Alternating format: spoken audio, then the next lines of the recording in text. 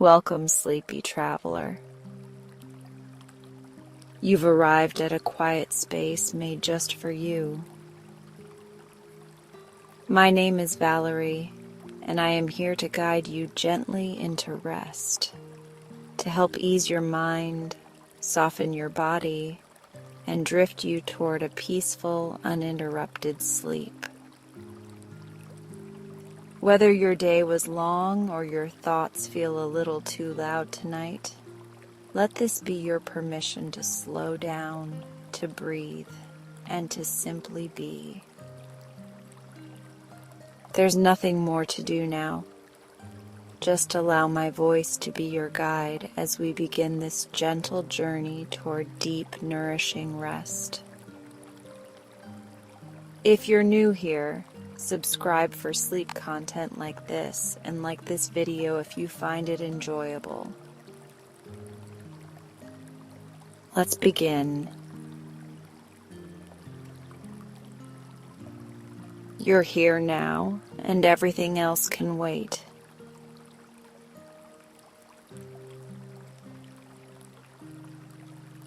There is nothing more you need to do. This is your time to rest, to soften, to simply be. Let your body begin to settle, like leaves gently floating to the earth.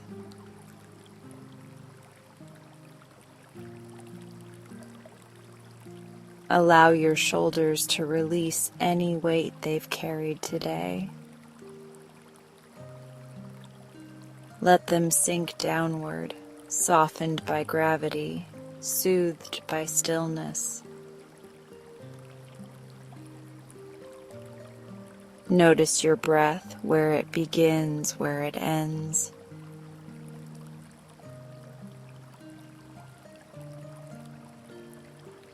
No need to change it. Just observe the natural rhythm as it moves through you. Each inhale a gentle invitation to arrive. Each exhale a permission to let go.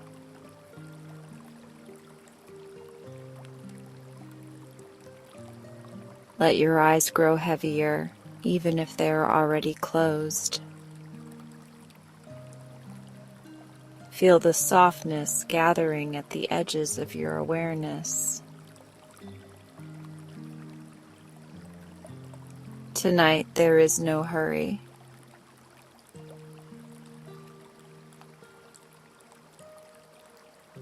There is only peace. You are safe here. Safe to unwind.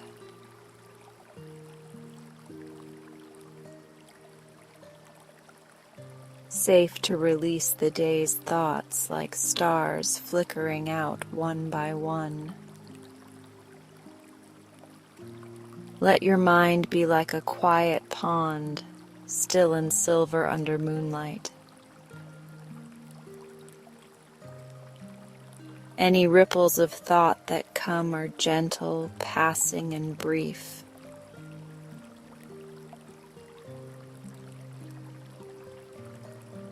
You don't need to follow them. Just let them drift by like clouds across a sleepy sky. Let your breath slow a little more now.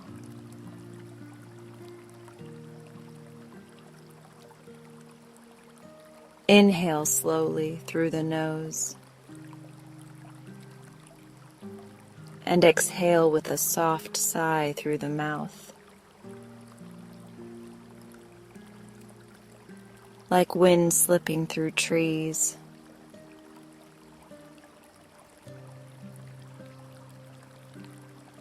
Breathe in comfort. Breathe out tension. Breathe in ease.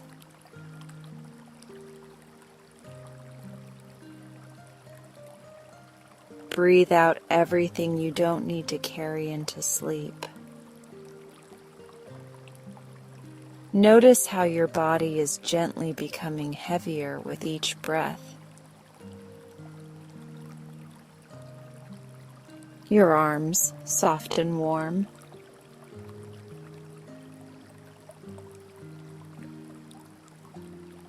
Your hands loose and open. Your back releasing into the surface beneath you. Your legs relaxed like soft ribbon.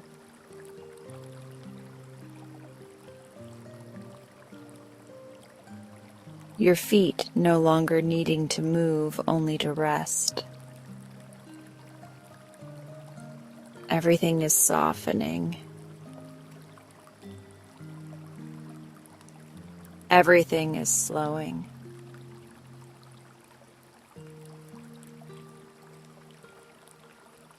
Your breath is now like a lullaby, quiet, steady, and familiar.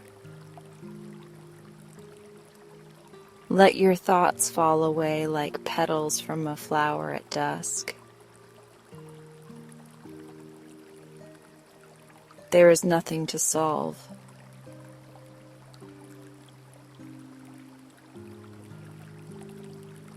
There is nothing to fix. Only this moment. Only the hush of now.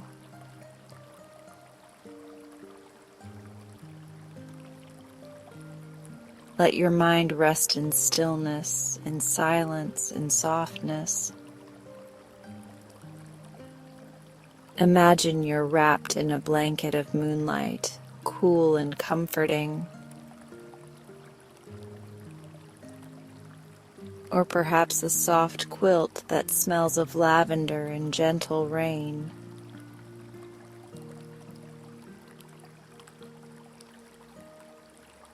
You're being cradled by the night. The stars above are watching, quiet and kind. The world around you is already asleep.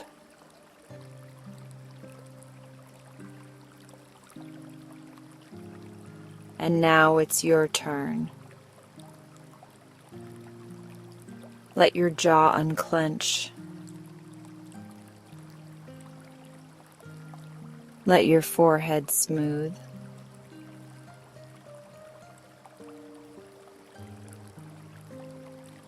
Let your chest rise and fall in an easy rhythm, unhurried.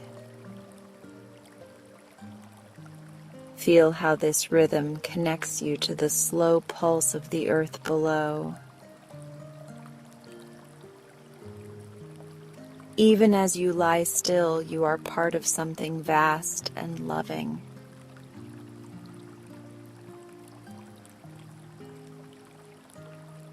You are part of the quiet that lives between each heartbeat. You are held by the stillness that lives beneath every sound. Even your silence is sacred.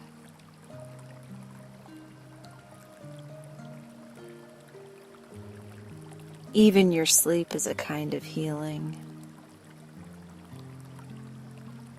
Let yourself drift further now. You may feel yourself floating just slightly, as if the bed has become cloud soft.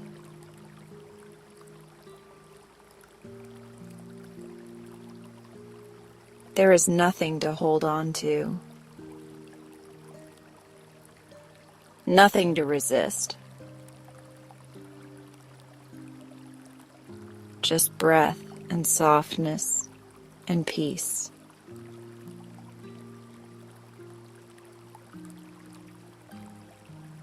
If any thoughts return, meet them kindly and gently let them go again. They know the way out.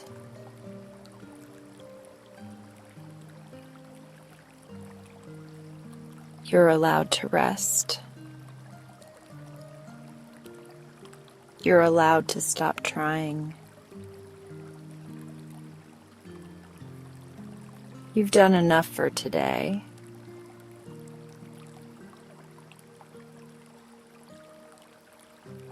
You are enough, just as you are in this exact moment. Let the hush of sleep move in around you like fog rolling over quiet hills. Let it settle into your bones, soft and certain.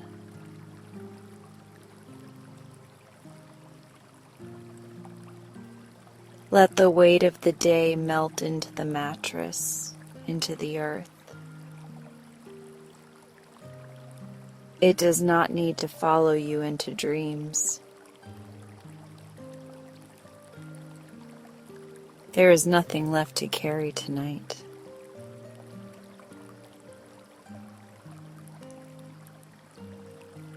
Let yourself fall gently into this sacred space of stillness.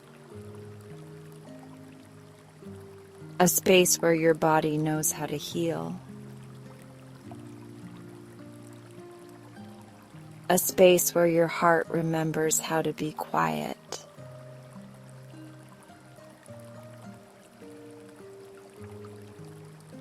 You are safe here. You are cared for. You are loved.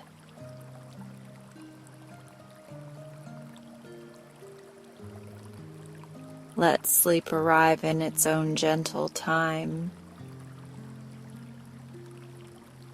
Let it take you slowly, softly, sweetly.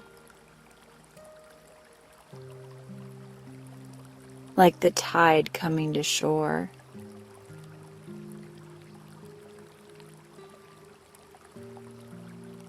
Like petals falling in twilight. You are not alone. The night is keeping you company.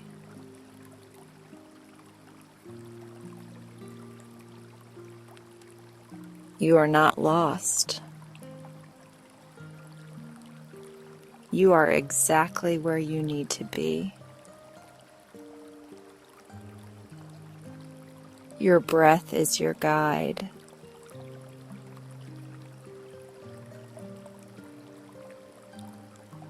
Follow it like a soft thread through a quiet dream. You've earned this rest.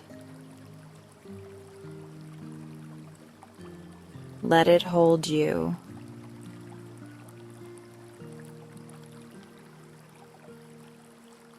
Let it lull you. Let it carry you all the way to sleep. And as you begin to drift deeper,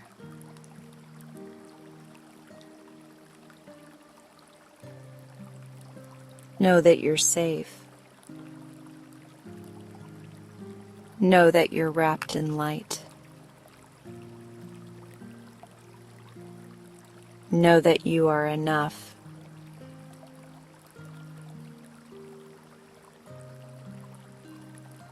Let your final thought be a soft one. Something like a smile.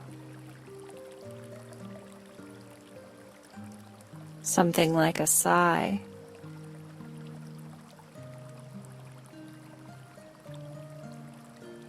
Something that glows quietly in the dark. You are ready now. So close your eyes, soften your breath.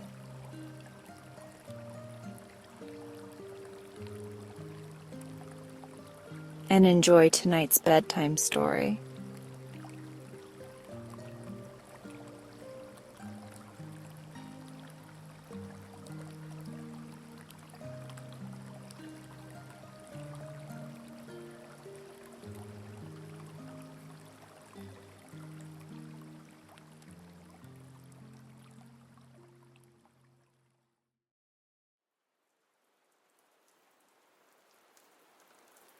Have you ever found something so shiny that it simply begged to be picked up?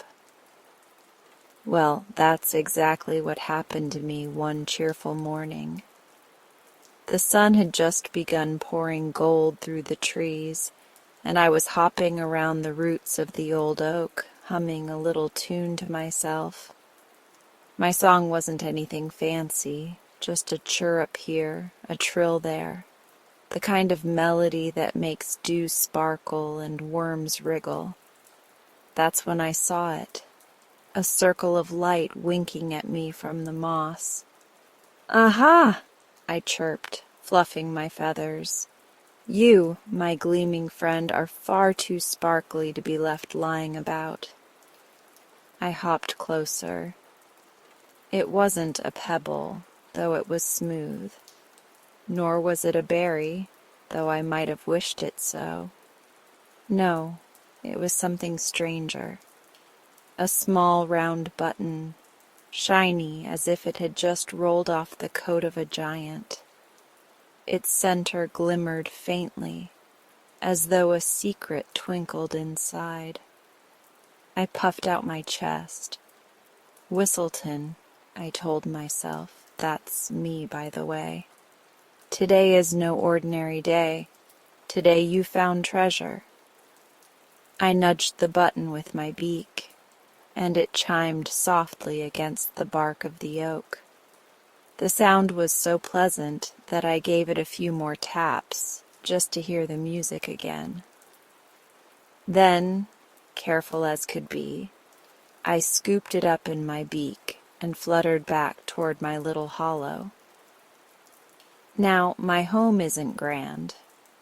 A snug nook tucked in the crook of a birch tree, decorated with bits of ribbon, a pebble or two that caught my eye, and one especially fine feather I once found from a jay. But oh, was it proud of its new addition. I set the button right on my windowsill, where the late afternoon light could reach it. There it sat, glowing like a small moon just for me.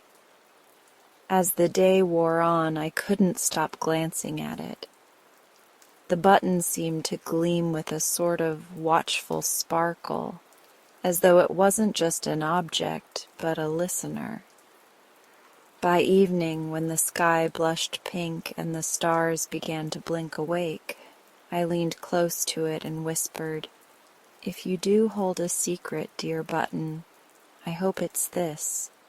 Bring me a new friend tomorrow." It felt silly making wishes to something so small, but you never know which things are listening, do you? Some seeds grow only when you sing to them. Some breezes answer back if you whistle the right note. Why not a button, then? With that hopeful thought, I tucked my head under my wing and drifted into sleep, the button gleaming faintly beside me like a nightlight. The next morning the world smelled of wet grass and wild clover.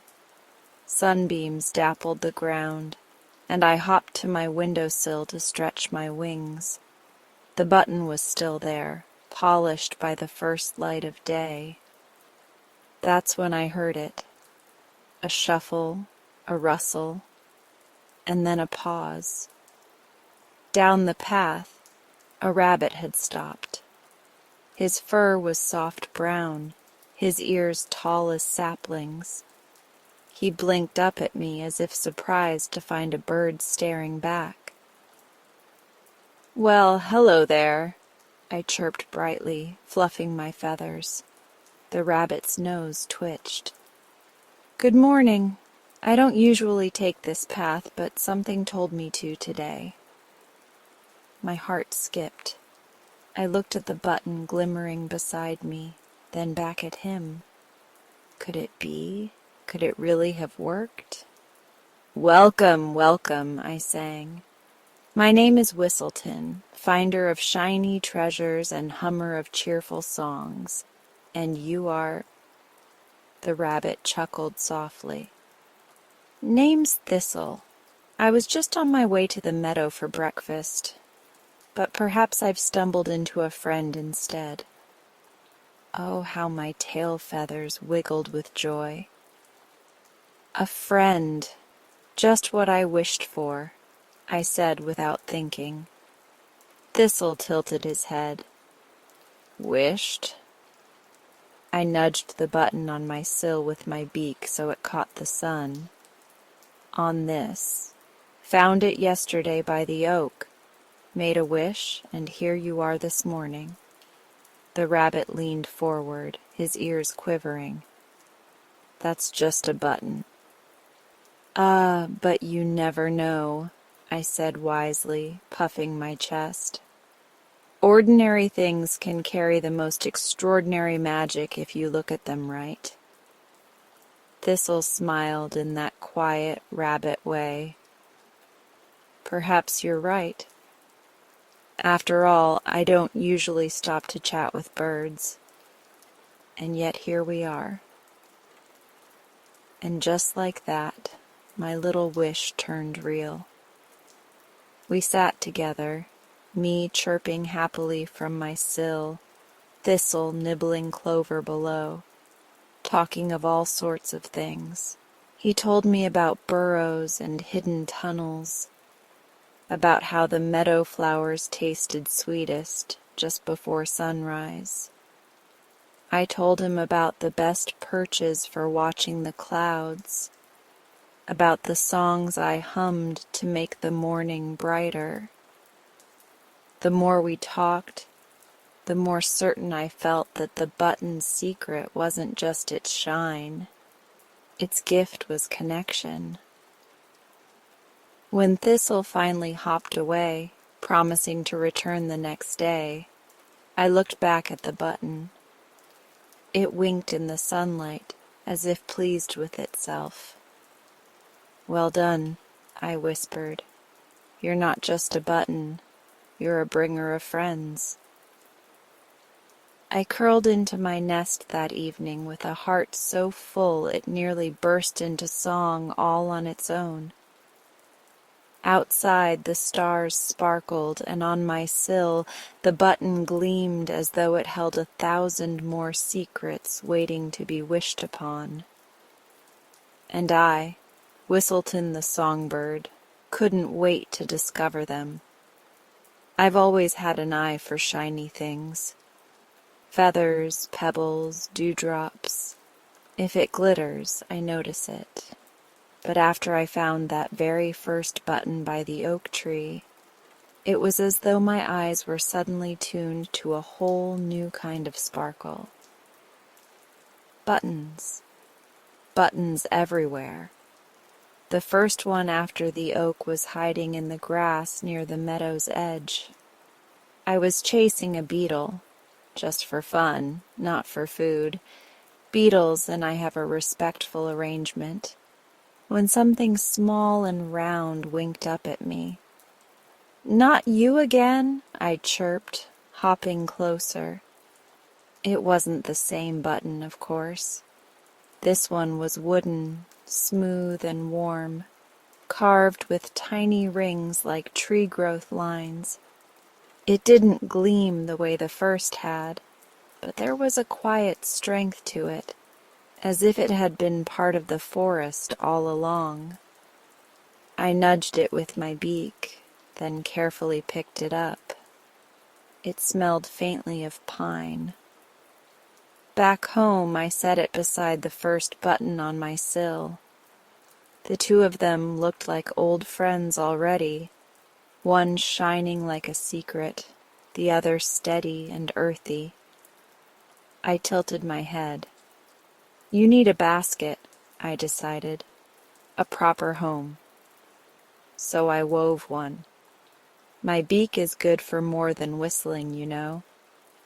I gathered reeds and grasses, twisting and knotting until I had a small, sturdy basket. Then I lined it with moss, soft and green. Into it went the buttons, safe and snug. I thought that might be the end of it. But no. The very next day, while hopping along a fallen log, I spied another. This one was tucked into the hollow of the wood, half hidden beneath leaves. It was pearly white, with a sheen that caught the light in rainbow shimmers. "Well, aren't you lovely?" I chirruped. I had to work hard to roll it out of the log. It kept slipping away, laughing at me. At least, that's what I imagined. But eventually I carried it home, wings quivering with the effort. Now my basket held 3 buttons, each so different they might have been chosen on purpose. But the strangest find of all came a week later, when the meadow was blooming. I fluttered through a patch of daisies, and nestled right among the petals was a button shaped like a star. A star, tiny points and everything, carved with care. It was pale blue, as if it had borrowed a piece of sky. I gasped so loudly that Thistle, who was nearby munching clover, lifted his head in alarm. "What is it?" he asked, ears twitching. "A star has fallen," I exclaimed dramatically, holding the button aloft in my beak. Thistle hopped closer, sniffed, and chuckled. "That's not a star, Whistleton. That's just another button." "Just?" I cried, feathers ruffling indignantly. "Nothing is just. A star-shaped button is still a star to me." Thistle laughed, but in the kind way. "Well then, I suppose you've caught a piece of the heavens." And into the basket it went. By now the collection was beginning to look quite fine. Wooden, pearly, starry, and the first mysterious shiny one, all nestled in moss. When the light streamed through my window, the basket gleamed as though it were full of tiny worlds. That's when I began to notice something. Each button seemed to hum with a feeling. The shiny one from the oak hummed with possibility, as though every wish in the world could fit inside it. The wooden one carried warmth, like the comfort of a nest lined with leaves. The pearly one shimmered with laughter, reminding me of chasing beetles and slipping through tall grass. And the star-shaped one, that one hummed with hope. Big, wide hope, the kind that stretches across the sky. I realized then that these weren't ordinary buttons. Each seemed to carry a gentle wish, quiet, waiting, tucked inside its shape. I tested my theory that very evening. Perched on my sill, I touched the wooden button with my wing and whispered, "May tomorrow bring comfort to someone who needs it." The next day, I found Hedgehog curled at the edge of the path, looking tired and damp. I offered him clover tea from Thistle's patch, and to my delight, his little face brightened. He said it was the coziest he'd felt all week. A coincidence? Perhaps. But I wasn't so sure. I tried again, brushing my beak across the pearly button. "Let tomorrow bring joy," I whispered. The very next morning, Sparrow darted past me, wings beating with excitement.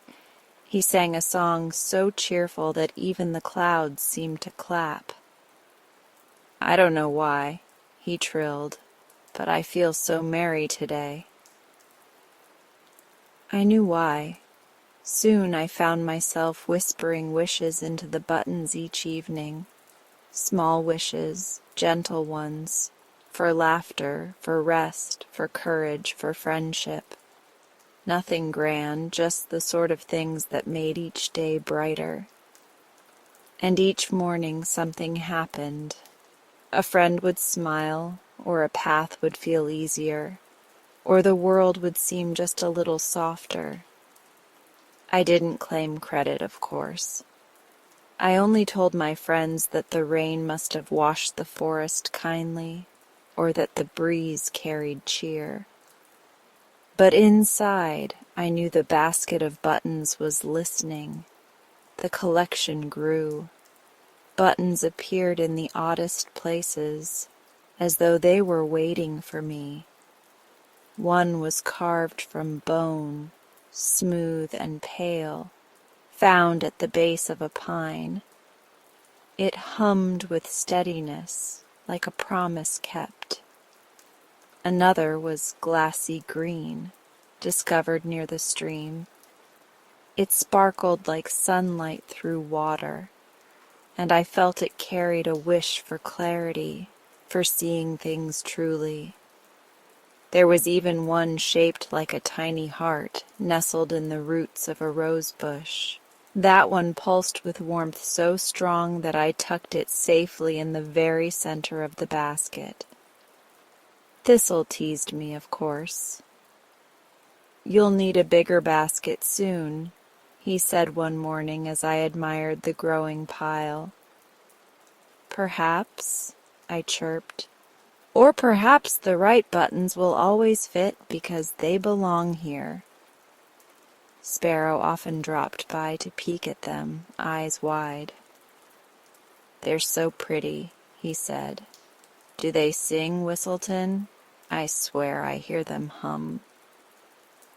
I only smiled.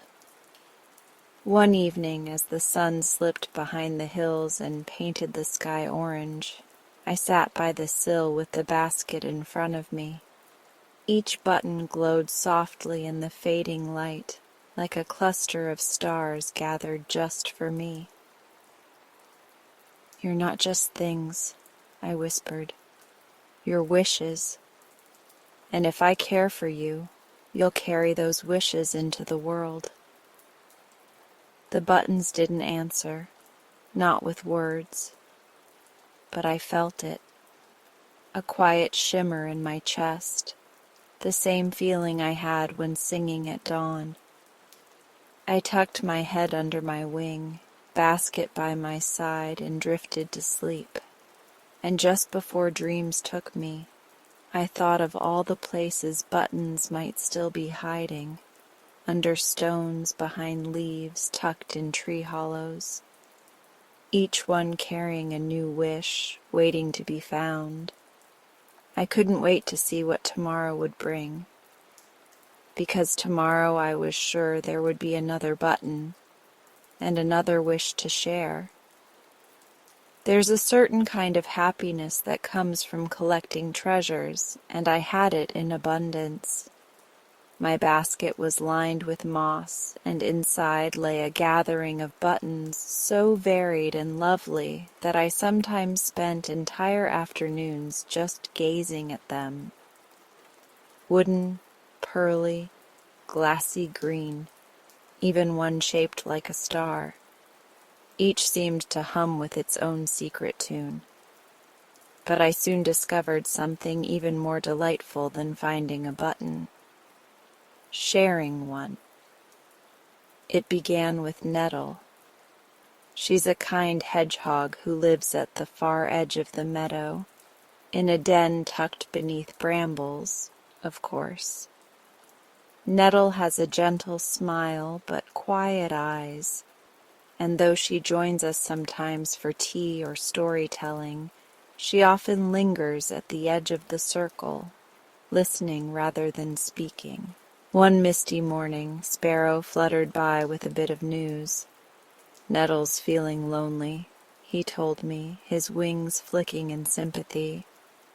"She says the days stretch too long without company. Even her quills seem heavier." That made my feathers droop. Loneliness is a hard burden to carry, especially when the days are damp and gray. I hopped to my basket, gazing at the little collection. My eye caught on a small button, round and sky blue, with 4 holes like tiny windows. I didn't remember finding it, though there it was, nestled between the star and the wooden one. I brushed my beak against it.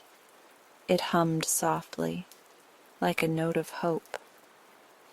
So I carried it in my beak all the way to Nettle's den. She was sitting outside, paws folded, watching the clouds roll by. "Nettle," I chirped, landing on a rock near her.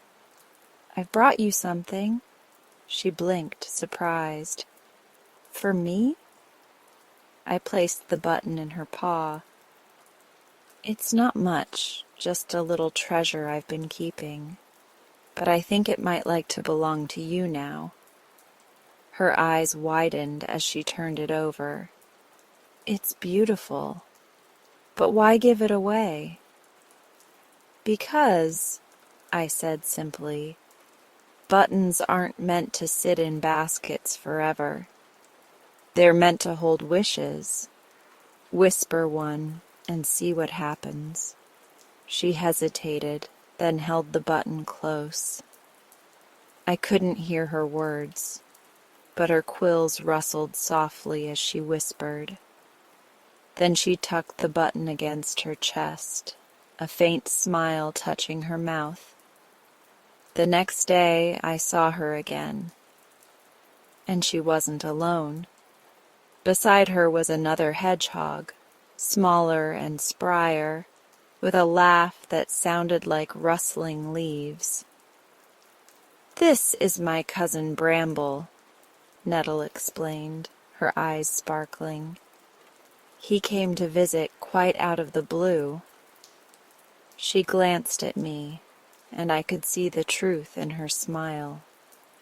Her wish had been heard. That set my feathers quivering with joy.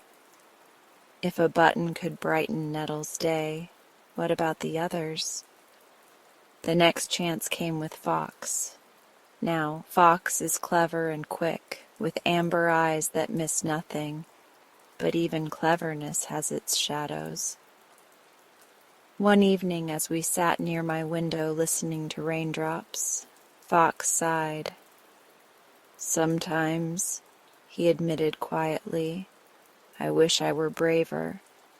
I put on a grin, I tell my sly jokes, but when it comes to speaking my true heart, my courage slips away." I nudged the basket with my wing. Inside was a button made of bronze, small but strong, with a faint gleam as though it had weathered storms without breaking. I picked it up and set it by his paw. "Here," I said. "It belongs with you now. Tell it what you long for." Fox tilted his head, amused. "A button, Whistleton?" "Not just a button," I insisted. "A wish holder." He chuckled but humored me, holding it carefully. I saw his lips move, though he whispered so softly I couldn't catch the words. The very next morning, when Rabbit stopped by, Fox did something astonishing.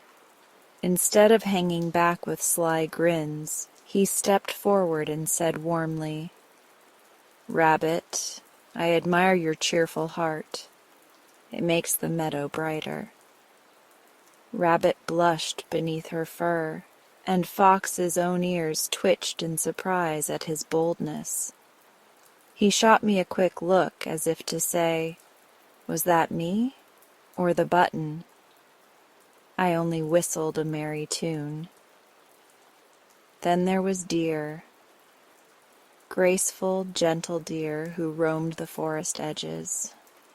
One evening she wandered into my glen, her steps slow, her eyes heavy. "Oh, Whistleton," she murmured, lowering her head. "I am so tired.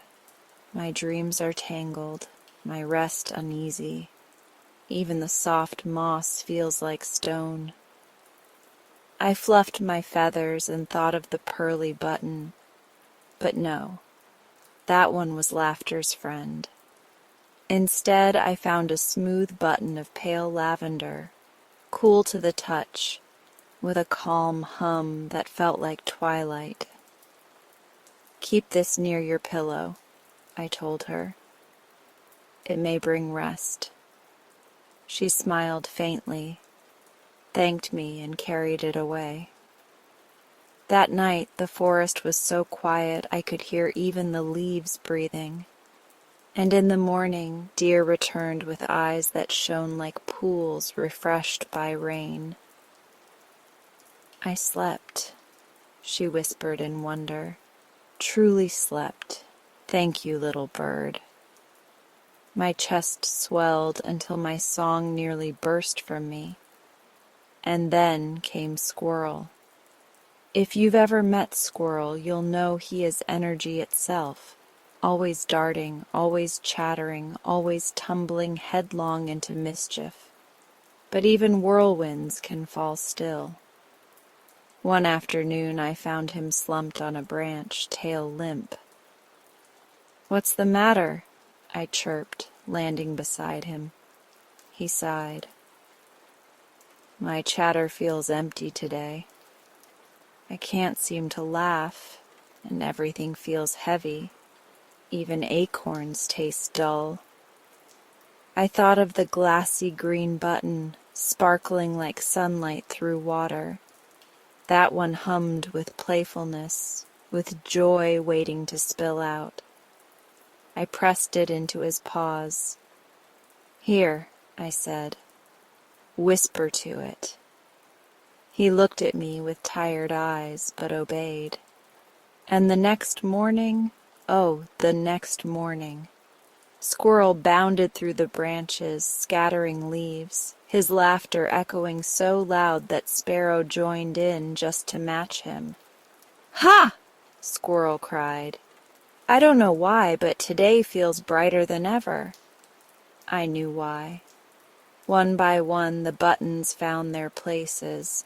Each time the wish was small, gentle, but real. Courage for fox, rest for deer, laughter for squirrel, company for nettle.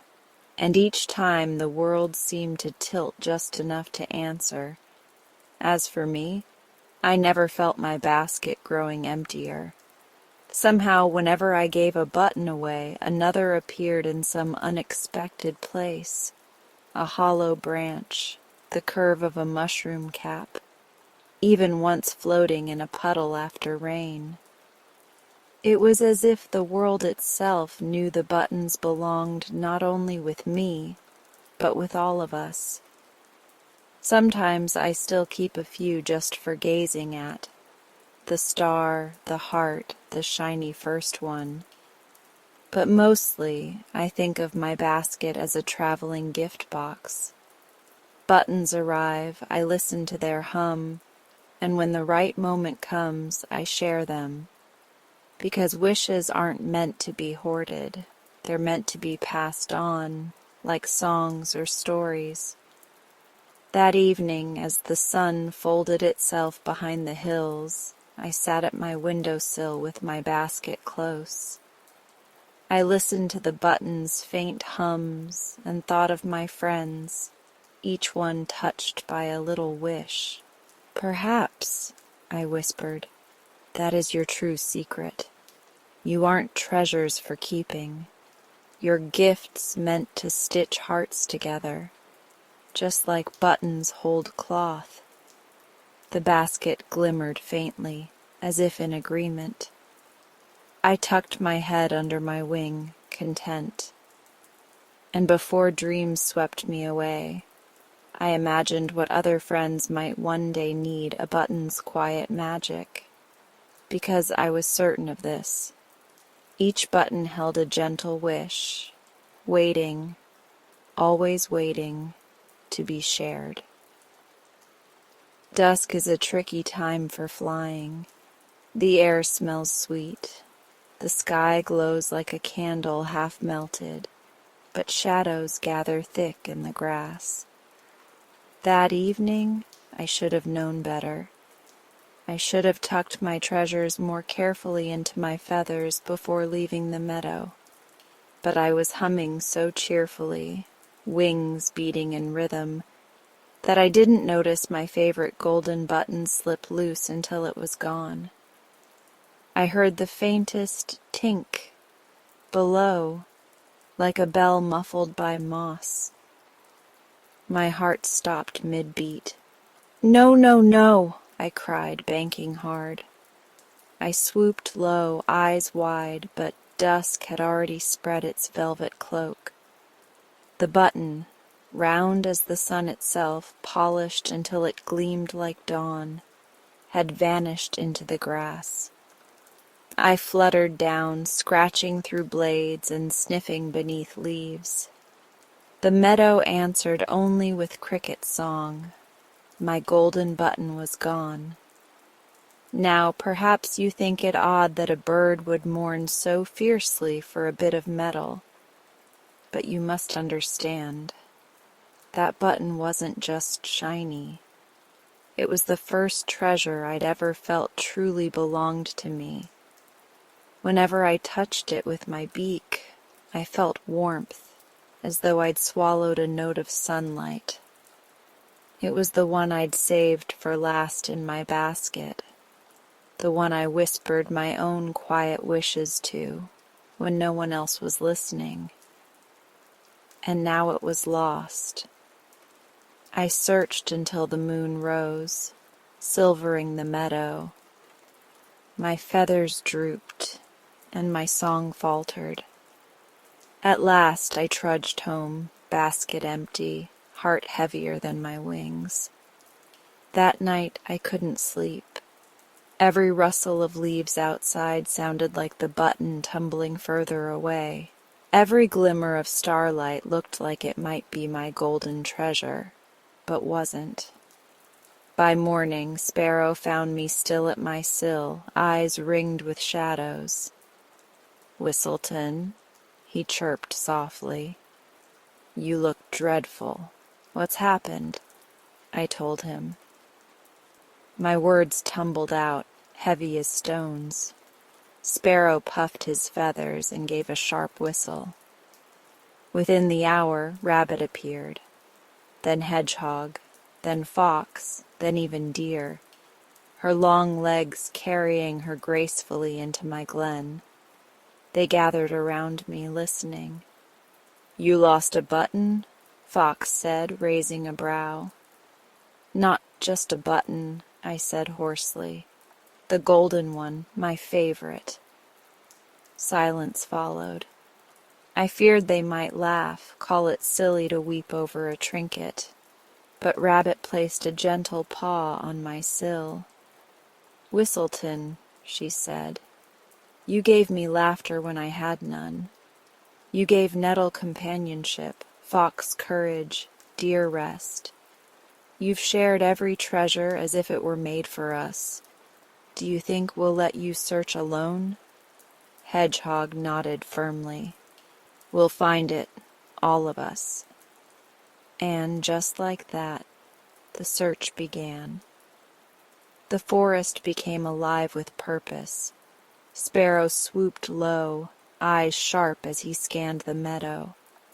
Rabbit darted here and there, ears flicking, nose twitching as she sniffed between roots.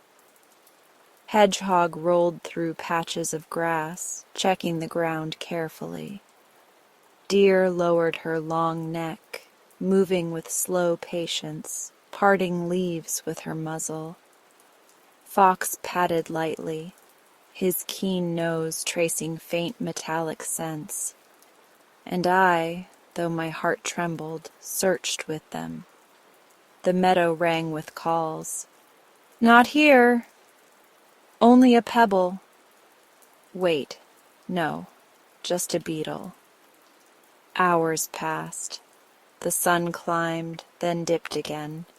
Still no golden button. My heart sank lower with each fruitless moment.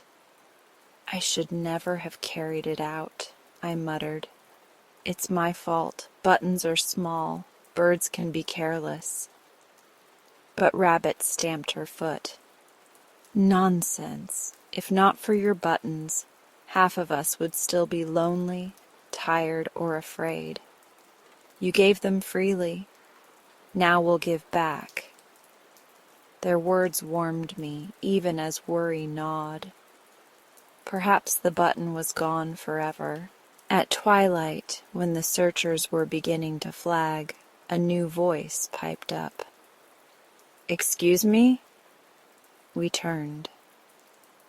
There, at the edge of the mushroom ring, stood a young mouse, whiskers twitching nervously. He was barely older than a leaf fall, with bright eyes and a timid step. In his paws, he held something round and gleaming. Is this what you're looking for?" he squeaked. My breath caught. The golden button!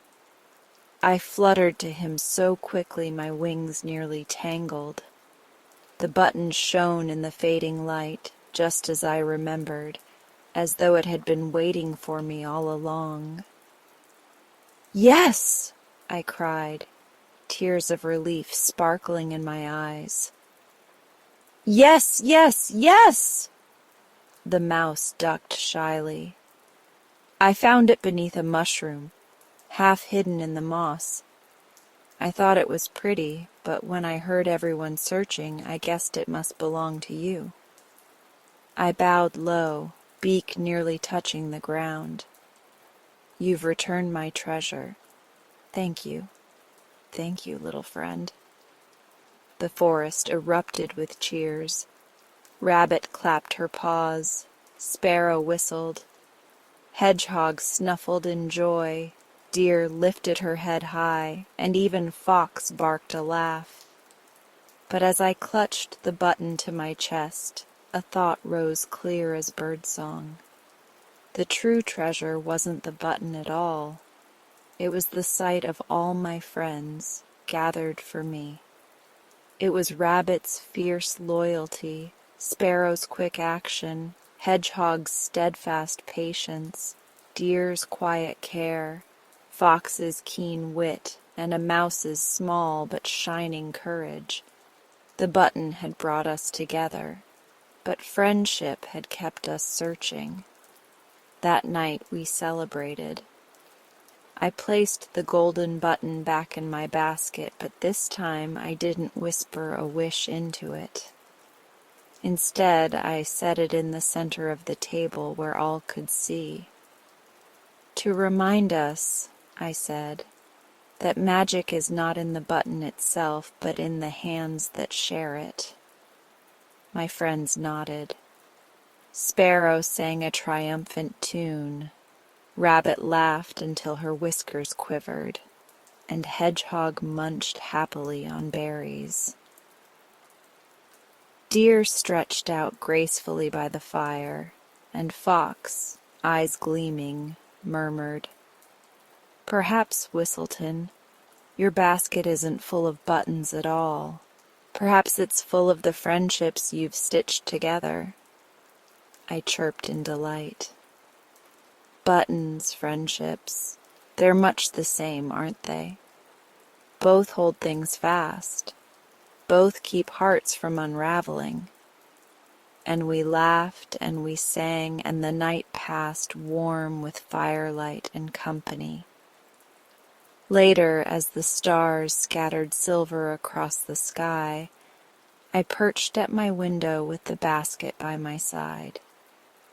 The golden button glimmered softly, but my gaze lingered instead on the meadow below, where my friends had gone home to rest.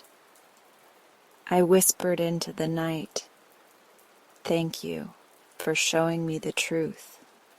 Buttons may hold wishes, but friends carry them further." The breeze carried back the faintest hum of agreement, and I knew it wasn't only the button answering, it was the whole forest. I curled my feathers around me, tail tucked, heart full. The button was safe. But more importantly, so was I, in a circle of friendship stronger than any shine. And as sleep found me, I dreamed not of buttons hidden in moss, but of laughter, courage, and kindness stitched together, holding fast through every season. I have learned something about treasures. They are brightest when shared. At first I thought my buttons were a collection meant for keeping, little jewels tucked safe in moss, each one a shiny reminder of where I'd been. But after Nettle's cousin came, after Fox found his courage, after Deer rested, after Squirrel laughed again, and after the whole forest searched for my golden button, well, I understood. Buttons were never meant to stay hidden in a basket. They were meant to travel, to stitch lives together. So I made a choice. It was early morning, the kind where dew lingers on every blade of grass and the whole world feels soft. I sat by my basket, wings folded, gazing at the glow of the buttons within. They hummed faintly, each one carrying a small, waiting wish. There was the star-shaped button, humming with hope. The pearly one, bright with laughter. The heart-shaped one, pulsing with kindness. And of course the golden one, my own companion, shimmering like sunlight in my chest. I brushed my beak across the golden button. You, I whispered, you'll stay with me. You are my reminder, not because you shine the most, but because you taught me the truth, that friends are brighter than treasure. Then I fluffed my feathers and looked at the rest. And you, I chirped, you belong to the forest. With that, I gripped the basket in my talons, beat my wings, and carried it out to the center of the clearing where all paths meet. It was the place where everyone passed sooner or later. Rabbits hopping to the meadow, deer wandering to the stream, foxes slinking toward the hill. I set the basket down in the soft grass, its moss lining glowing green in the morning light. Buttons winked up at me as if in agreement. There, I said aloud, chest puffed. Here you'll wait. Whoever needs a wish may take one, and when they do, a new story will begin. The first to arrive was Sparrow, as quick as always. He circled down and perched beside me, peering into the basket. What's this? You've moved your collection? Not moved, I corrected. Shared. From now on, these buttons belong to everyone. Anyone who feels a wish stirring may take one. Sparrow's eyes gleamed. You clever bird. You've made a wellspring of kindness. Rabbit came next, ears perked, nose twitching at the sight. Oh, Whistleton, are you sure? These are your treasures. I laughed. What good is treasure if it never leaves the chest? Take what you need. Leave the rest. Wishes are meant to wander. And so it began. That very afternoon, Hedgehog toddled into the clearing, eyes weary. He picked up a button carved with spirals like little burrows. For comfort, he murmured, tucking it close. Later that day, he told me he'd slept deeper than he had in weeks. Fox passed by soon after. Though he still carried his bronze button for courage, he paused, ran his paw across the star-shaped one, and whispered something I didn't catch.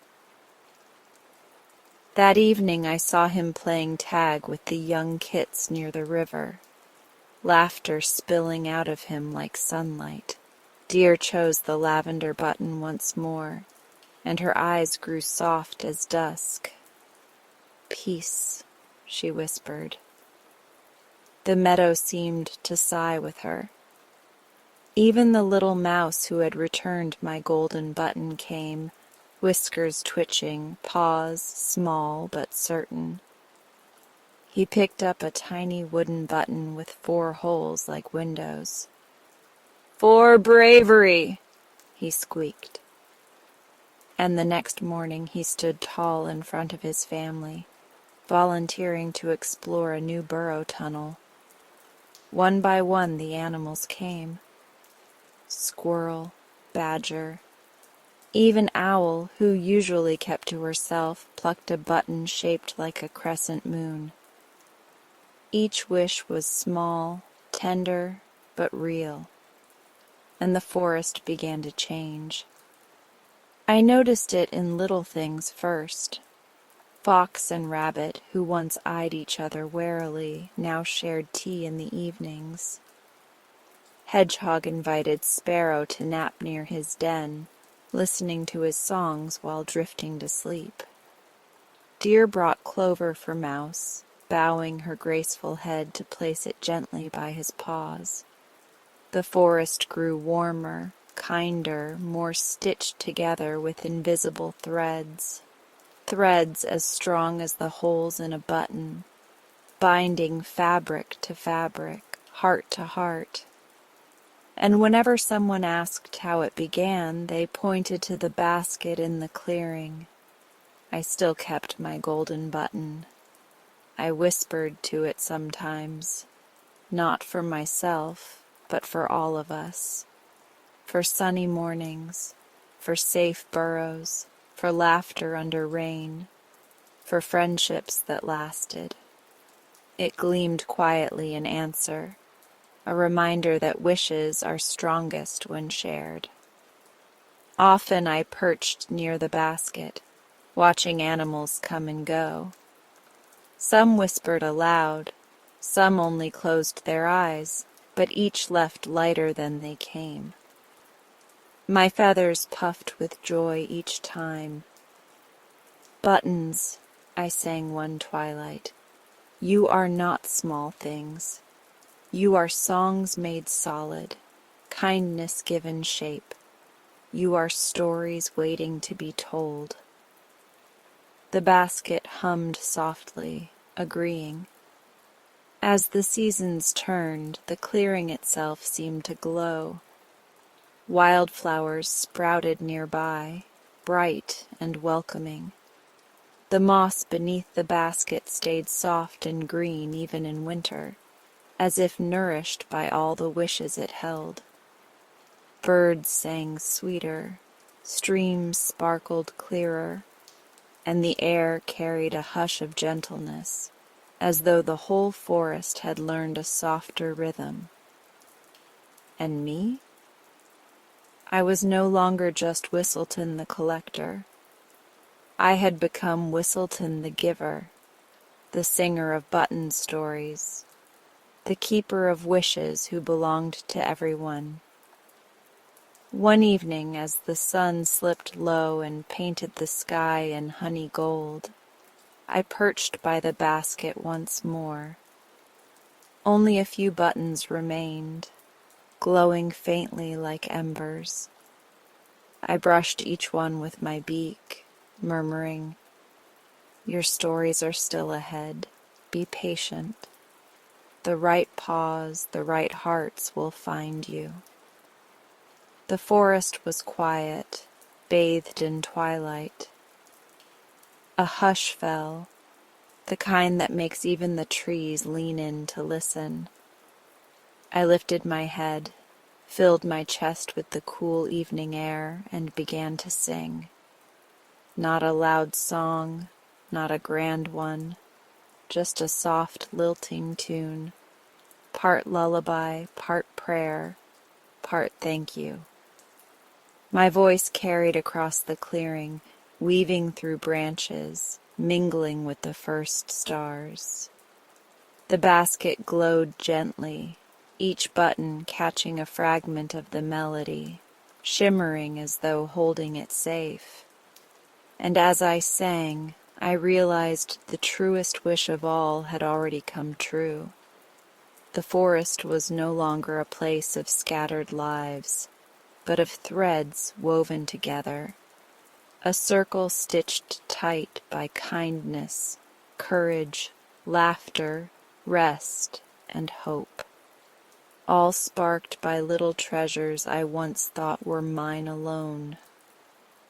I ended the song with a quiet trill and nestled onto my perch. The basket shimmered softly below me, holding the last of the buttons, each one carrying a story yet to come. I tucked my head under my wing, tail curling with contentment, and thought, the forest has all it needs. The buttons will guide it, and my song will always be here to remind us.